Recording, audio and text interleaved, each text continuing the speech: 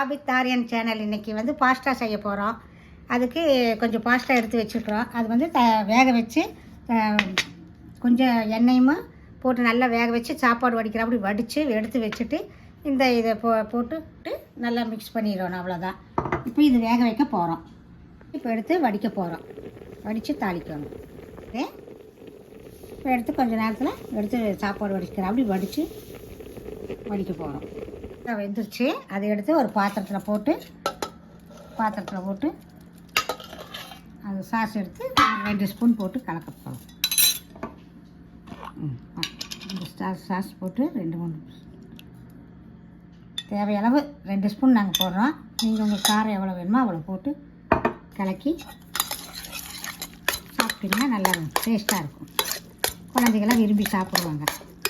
தக்காளி சாஸ்னால நல்லா விரும்பி சாப்பிடுவாங்க. பாருங்கள், இப்போ நல்லா கலக்கிட்டோம். குழந்தைங்க நல்லா விரும்பி சாப்பிடுவாங்க. இது 2 பேர் 3 பேர் சாப்பிட்லாம். கலர் பாருங்கள் எப்படி இருக்கும்.